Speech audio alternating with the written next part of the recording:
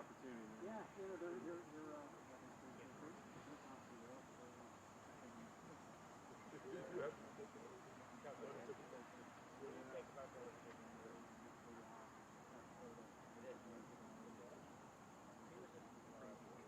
Oh, that's so cool. Yeah. Poor Zach. Yeah. Yeah. She like gave the chief, so we went up on farm. Oh, By the face, so we're like, this is right here, and she's giving us a talk with her two sons. Yeah.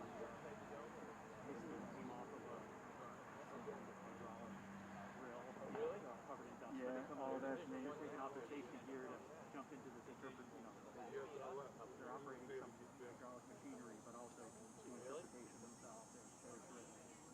But it's doing the thing, general public does. Yeah.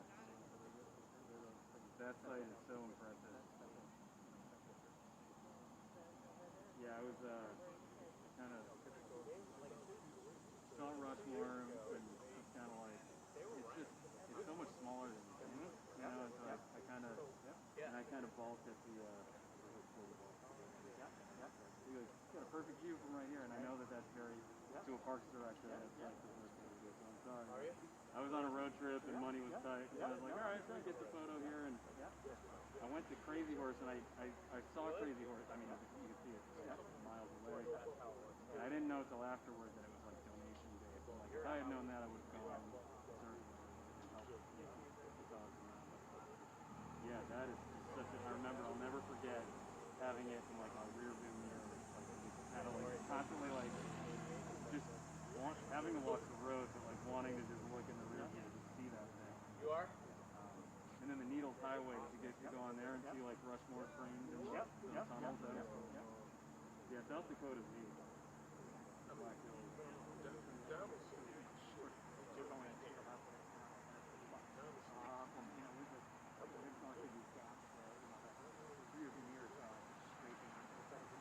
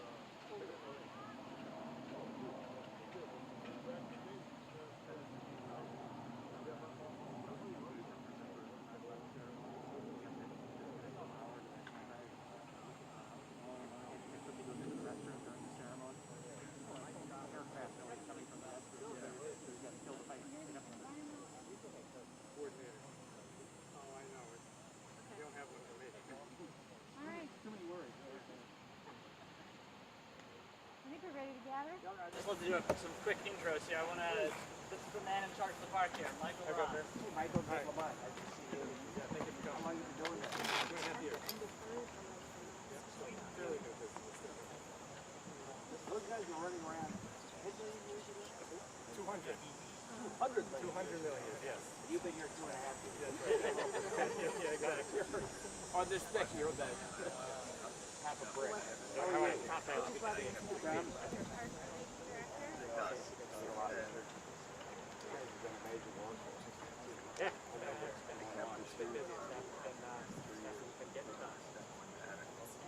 How are you? Kevin Allen. Kevin, we're here for the summer. Good for the summer. Yep.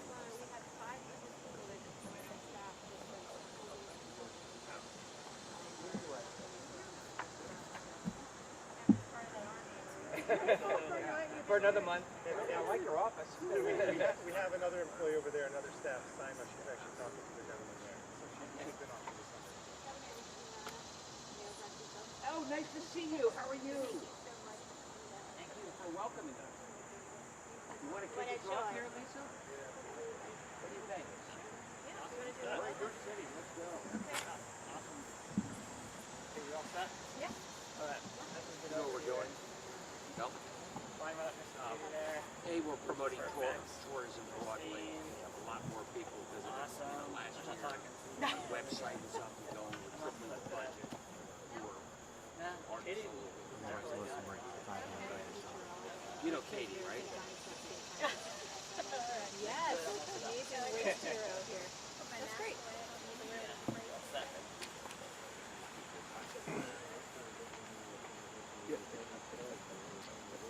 Well, good morning, everyone. My name is Katie Dykes. I'm the Commissioner at the Connecticut Department of Energy and Environmental Protection. Thrilled to be with everyone here at Dinosaur State Park on this spectacular Monday to talk about the successes of our various tourism efforts, the success of the program for free admission to museums all across the summer that contributed to a lot of increase in visitors here at Dinosaur State Park, and also talk about what's ahead for the fall. But before we get into that, I wanted to welcome a very special guest, Mayor Lisa Murata from Rocky Hill, to welcome us to her lovely town. Good morning. Thank you, Commissioner. Good morning, everyone. Thank you for coming out to Rocky Hill. I'll tell you, this is such an incredible site that we're on here today. It is an absolute treasure for us as a community to be the home to Dinosaur State Park. It has served for many, many years as not just a source of education, but for recreation for many families and children. It's not just indoors that you have an amazing multitude of resources with respect to history, but it's the beautiful trails out here. And it's really been very important for our community to have a community partner like this that brings many families, not just from Rocky Hill, but from around the state here to enjoy. So with that, I just want to say thank you, Commissioner. Thank you very much, Governor Lamont, for being here today. And I will turn it over to the Governor or to the Commissioner. Thank you. Thank you so much. Well, great. Well, next I want to introduce a really special person. Mike Ross is the Environmental Education Coordinator here at Dinosaur State Park. We're so thrilled to have him on our team. He's one of more than 150 men and women who are dedicated to running our parks and our special places all around the state. Together with more than 500 seasonal employees, they've really been the heroes of this pandemic in helping to make outdoor recreation and environmental education accessible for our families, for kids during the pandemic. So welcome, Mike, to say a few words about Dinosaur.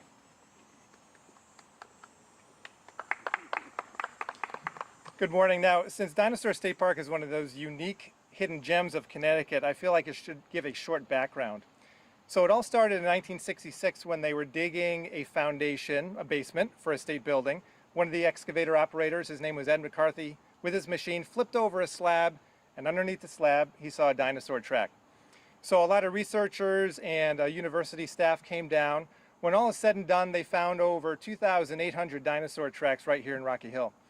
Now, at the time, there was a lot of push to have these tracks saved because this was such a unique location. Well, to be honest with you, there was some resistance in the state level to actually move the facility to a different location. But there was a very large push, not so much from the adults, but from the children of Connecticut, a huge letter writing campaign. School kids around the state wrote thousands of letters to state government saying that they need this location. They want to learn about dinosaurs. They want to have this location as a resource for them. And the state government listened, and through the children's voices, this location was established as a state park in the late 60s. Now, inside of our dome, we have over 750 tracks. If you remember, I said we have 2,800 tracks. The rest of the tracks had to be reburied in 1976 because there wasn't enough funds at the time to build a facility over it. And they're actually over behind me to my left. We're hoping that eventually when funds become available, we'll be able to open that back up again to be available for researchers and for the enjoyment of the public. But until that time, you can see those dinosaur cutouts over there and other features as well when you come to Dinosaur State Park.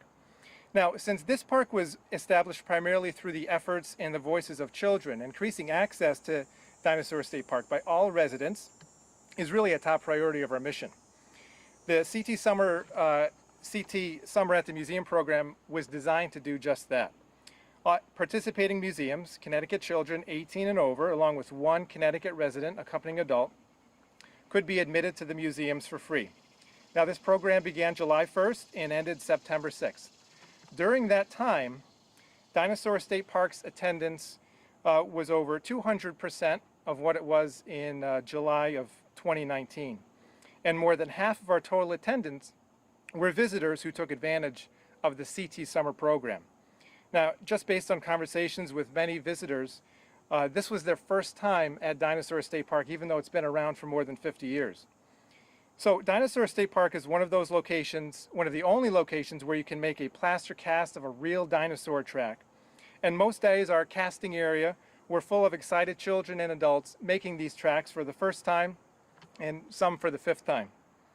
In addition, over 9,000 visitors participated in our live shows, including fossil and mineral shows, live animal encounters, and our movies. Now, after such a difficult year for so many, and while still in a health crisis, it was a real joy to see children and adults enjoying the outside and the unique natural resources that Connecticut has to offer. The Friends Group museum shop manager noted that for the first time ever, he saw our picnic tables filled with families enjoying meals together, bringing tablecloths and making the place their home even just for the day. Well, we have so many stories of wonderful visitor experiences. One comes to mind. There's a young girl, maybe about 6 or 7, that would come regularly every week or so with her grandmother. And why did she come so often? Well, she came to talk about anything and everything about dinosaurs with one of our longtime seasonal dinosaur experts, Patrick Murphy. While this program has ended, we are open year-round, and as long as conditions allow, we'll look forward to welcoming many more visitors, including primary school, high school, and university groups, as we head into the fall and winter months. And we hope to continue to provide space to relax, explore, and experience the outdoors and Connecticut's unique natural resources. I would also like to thank the tireless efforts of our seasonal staff, the Dinosaur Park and Arboretum Friends Group, and all of our volunteers for helping to provide quality and enjoyable experiences for our visitors throughout this time. And also to thank you to the Governor and the Commissioner and everyone for coming out today. Thank you very much. Thank you, Mike. I think the leadership that you've been providing and help making these wonderful places here at Dinosaur accessible to kids and to families, especially during the summer, is so inspiring. And the story that you hear about how the summer's gone here at Dinosaur State Park is really just a microcosm of what's been happening all across our state, throughout our state park system. We have over 130 state parks and forests all across Connecticut. We have a park within 15 minutes drive of every family in the state. That's one of the amazing things about Connecticut. It contributes to the high quality of life that has brought so many people to Connecticut, especially during the pandemic. I'm so proud that because of the tireless efforts of our state parks staff and seasonal employees and volunteers, that we've been able to keep our parks open throughout the pandemic. I think the story is now well known that we've seen a doubling of visitor numbers during the pandemic. So many people have rediscovered the importance of being outside, both for our physical and mental health. And these special places are so unique and wonderful. And just like the story you've heard about how Dinosaur State Park was initially protected, every community, every park that we have reflects the intention and the commitment of our state legislators, our state government, and the people of the state to protecting special places and to land conservation. We are thrilled through the CT that we've been able to be part of the CT Summer in the Museum program. Another great success story is the Park Connect program. Earlier this summer, I was proud to join Governor Lamont in announcing the new pilot program that we launched with the DOT to connect 5 state parks with public transit.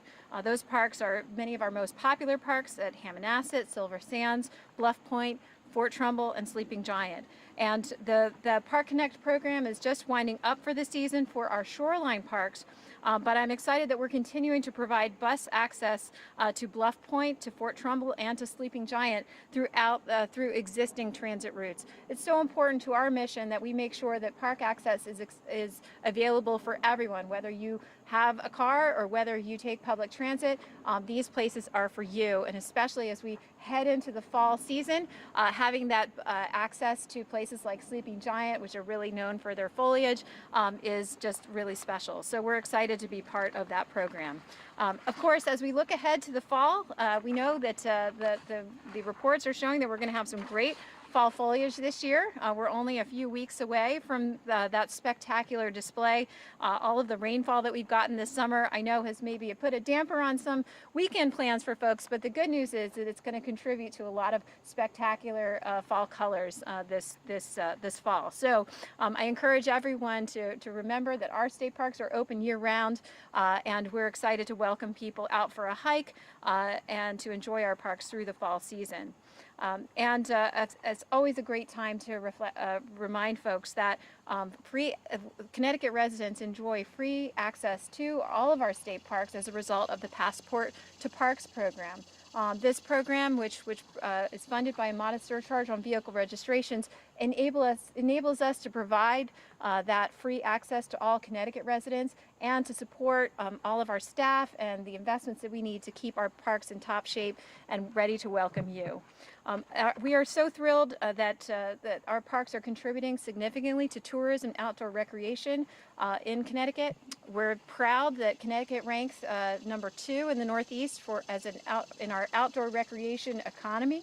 And our parks are a major contributor and driver for tourism. So I would like to invite Christine Castonguay, our Acting Director for Tourism, to share a few words about what's ahead for our tourism season here in Connecticut this fall.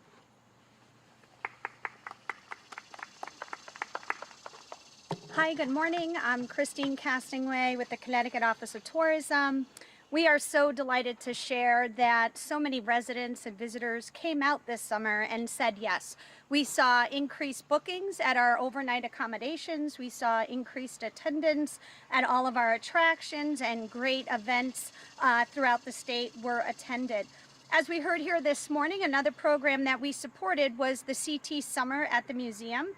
And just like the Dinosaur State Park, we had many partners that saw a tremendous increase in attendance, so much to the fact that the New Britain Museum of Art over the weekend announced that they will now continue to offer free admission to those 18 and under.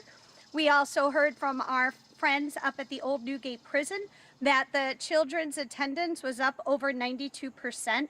So lots of great success coming out of summer. We're excited to continue to build on that momentum. As we heard, we're primed and ready for some great fall foliage. We're anticipating a wonderful, wonderful opportunity to go out and do leaf peeping, take in those landscapes, those vistas, and most importantly, enjoy all of the full color Connecticut we have to offer. That is the campaign we launched on Friday.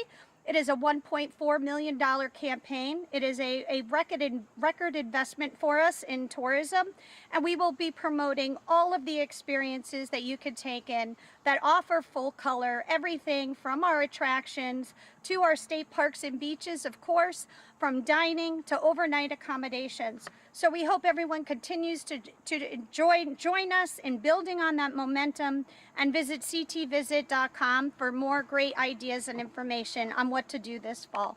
Thank you.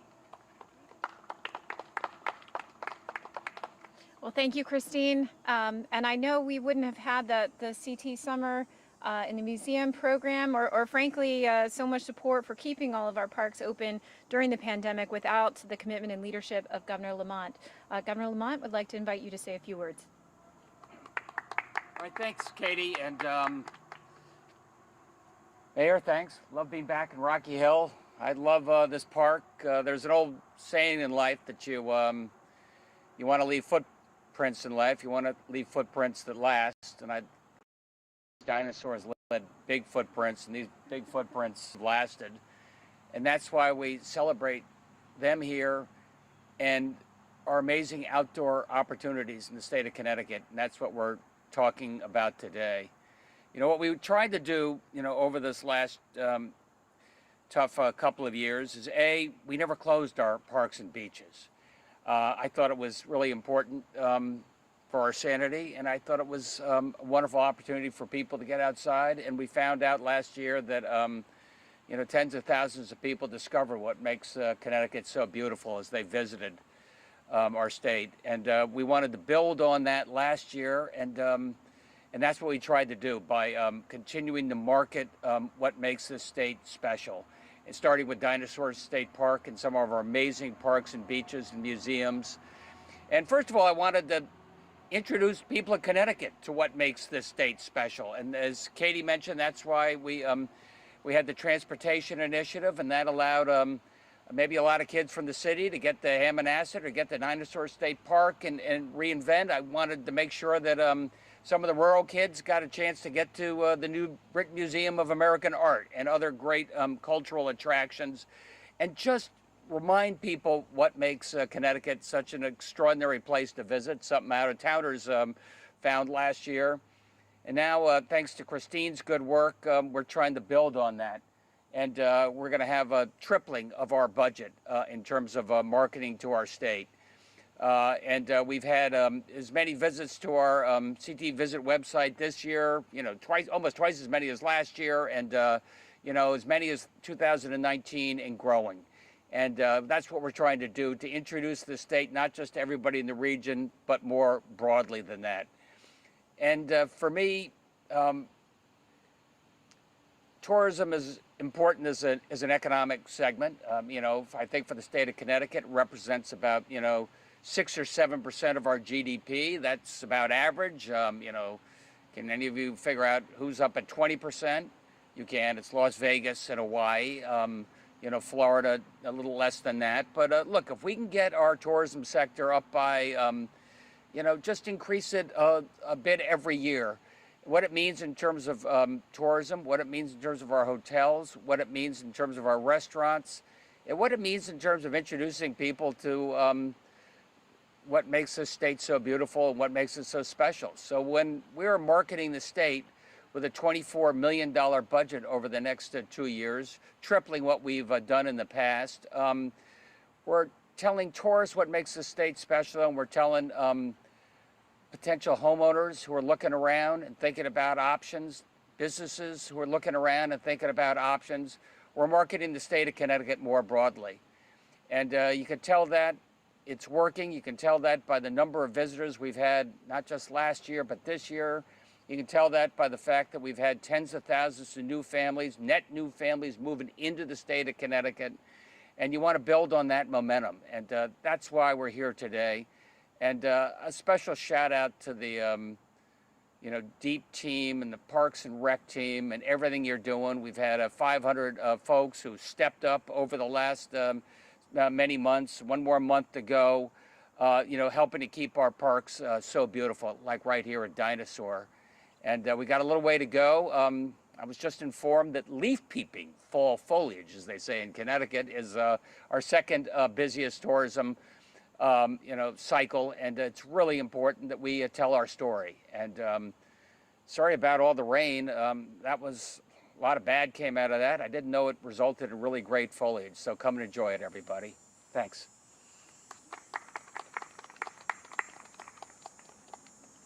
I think we have time for a few questions, if there are any. The increased tourism budget, is that federal relief money? The increased tourism budget, is that from federal relief money? Go ahead. Yes, so the tourism budget is certainly benefiting from not only its traditional biennium budget, but also from additional funding sources such as federal. So coronavirus relief funding is being used now? Yes. Yes. Okay. Wanted to clarify that point. Do we have any numbers overall on the number of people who took advantage of the museum to the summer museum program and Park Connect? Yeah, so CT Summer at the museum, as you heard, that just wrapped on September 6th, so we're still consolidating a lot of that data, and we'll have a full report to share within the coming weeks.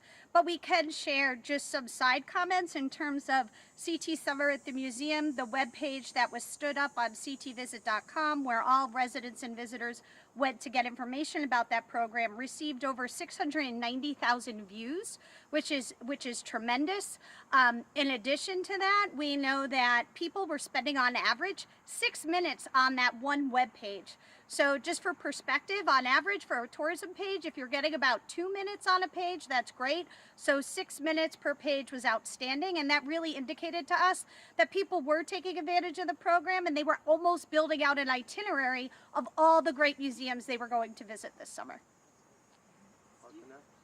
On Park Connect, we are, just as that just closed on September 6th, we're still crunching those numbers, but anecdotally we did see a significant increase, and including some of them were new routes that hadn't existed before, so that represents you know, incremental visitors. But we are still crunching those numbers. But here at Dinosaur, from the summer at the museum, we saw a 240% increase during the summer months above 2019 visitor numbers. And raw numbers, what is that?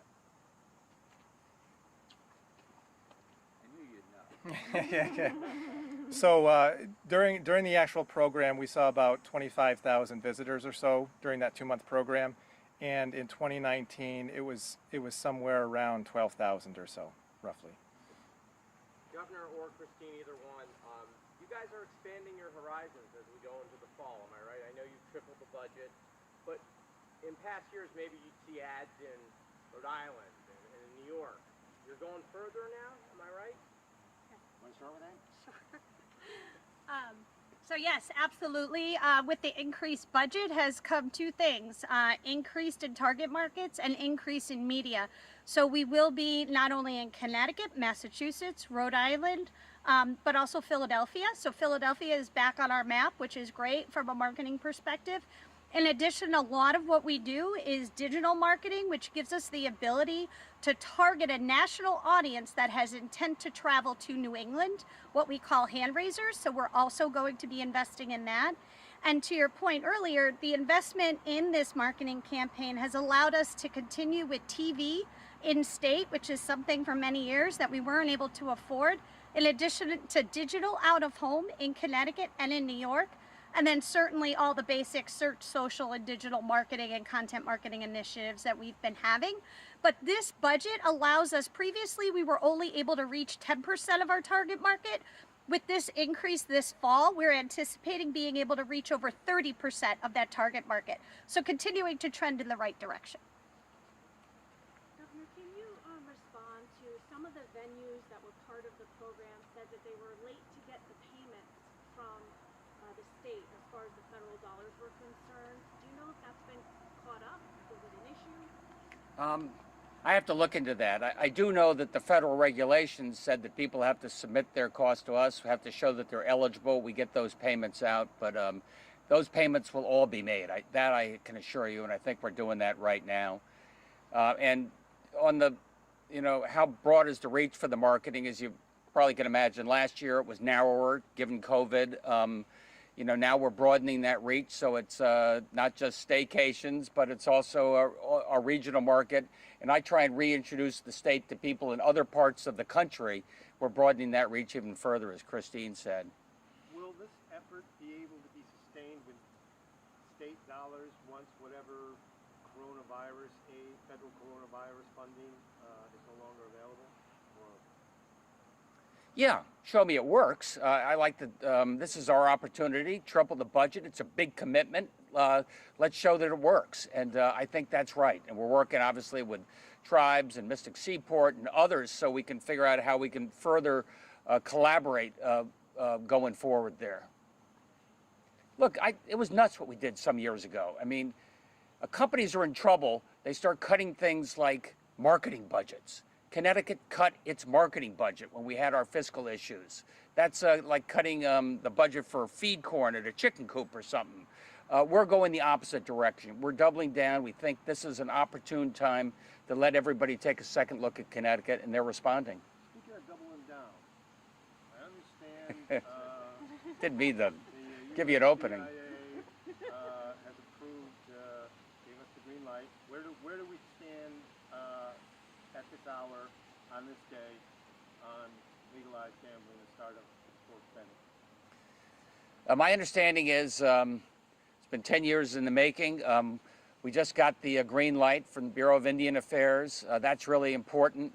We're putting in place the final regulations, putting in place the partnerships that will team with us going forward. My understanding, Paul, is that you'll probably see sports betting, you know, any day now on site at the tribal casinos, and online sports betting soon to follow, probably in the next few weeks.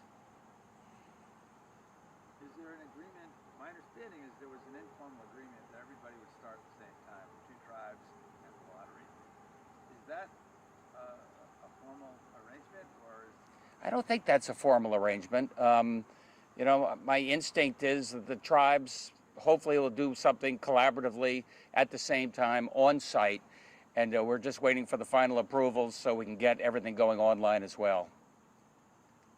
Okay, we're into the second week of September, so I'll ask my weekly question about what's the current status of extending the emergency powers beyond September 30th. I think that Paul Mounds, our Chief of Staff, is in active discussion with the legislative leadership. I think we ought to have a special session. I think that special session should be sooner rather than later. I know the leadership's trying to figure out when they can get a quorum in place. I'm somebody that thinks that, look at how much has changed in the COVID landscape with vaccines and presidential mandates just in the last few days. So it doesn't end on September 30. We got to be able to respond and respond quickly to keep people safe. I'm somebody that welcomes input from the legislature as long as they can do it on a timely basis. We're having good discussions with the legislative leadership, the Gang of Six. They can get together via Zoom or otherwise in very short order to confirm any EOs that we need going forward, or vote them up, vote them down, so that, so they have their footprints on what we're trying to do as well. I think it's really important that we work on this together.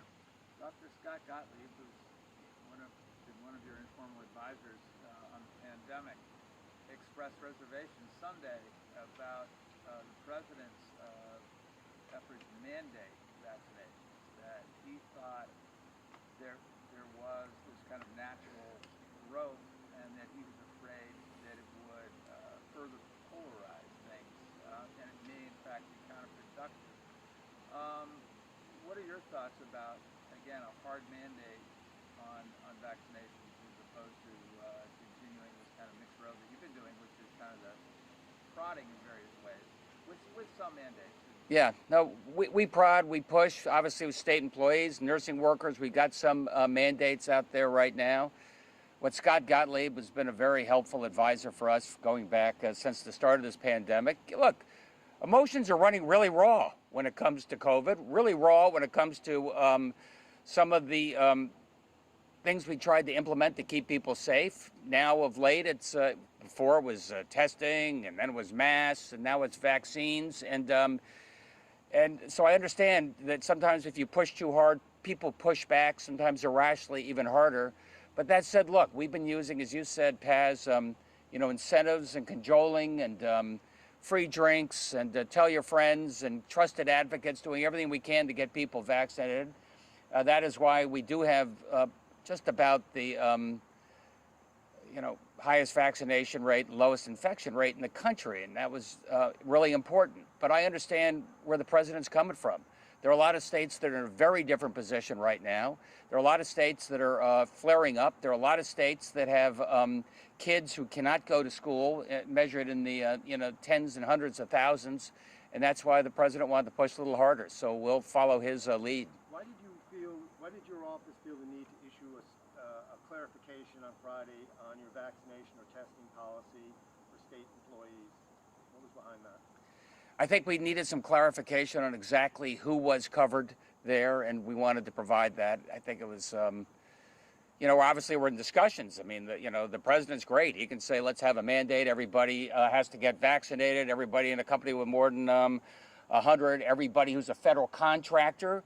You know, that's like EB. That's like Sikorsky. We have a lot of companies, big companies in the state that fall into that category, and you have to negotiate some of that, Paul, with labor. But let's get on with it. Let's keep people safe.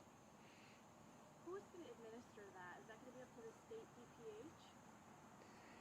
DPH? Administer the vaccine mandate? Well, first of all, we have to wait for OSHA. OSHA, you know, it's easy for political people to say, bingo, here's the mandate. And then OSHA is going to set up some of the rules. Then, you know, a lot of our businesses will sit down, labor, like we're sitting down, you know, here with the state employees to get this implemented. You know, in terms of mandate, one of the things I've been talking to Josh about, Josh Jabal, is I think to make it easier for businesses, maybe we ought to have some sort of a validation system. Yeah, Excelsior is what they're using in New York City, New York State. That would allow restaurants, bars, that would particularly allow employers a little easier way to verify that people who say they're vaccinated are vaccinated.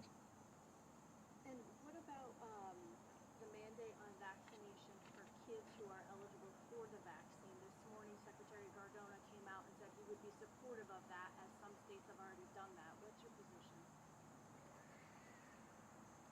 I think we're not quite there yet. I want to keep kids in school, and I want to keep teachers there. We've mandated it, obviously, for teachers and vaccines. I think that's really important. I'm told that we've got probably over 2/3 of our 12 through 18 vaccinated. So I think I'm going to hold off on that a little bit longer. And Jody, you know, the emergency use authorization is something that comes up, and it's still under EUA for those younger folks. Well, are you waiting to see if ACIP, the advisory committee on inoculations for school-age kids, you know, they basically recommend the schedule that we see now here in other states. Is that what you would like to see, to have that be standardized? That yes, it would be after complete authorization, and then also have ACIP weigh in on that? I think if they weighed in, I think if we had complete authorization, if we were stalling out and only 2/3 of our, you know, 12 to 18-year-olds were vaccinated, certainly has, if I saw flare-ups like you see in Florida and Georgia and Mississippi, we don't have that right now in Connecticut. So I think we have a little time to get it right. And getting back to one of Paz's questions about the leadership, will you be meeting with the General Assembly leadership, either the Democratic leadership and the Democratic governor, or the Democratic governor and the bipartisan leadership, to discuss an extension of your emergency authorization? Yeah, the answer to that is yes. And in the meantime, I like to use the telephone a lot. Yeah, you know, I'm just wondering, is there a meeting scheduled for this week, for example? I guess that's what I'm saying. I got to get back to you, but there should be. Thanks, everybody. Appreciate it.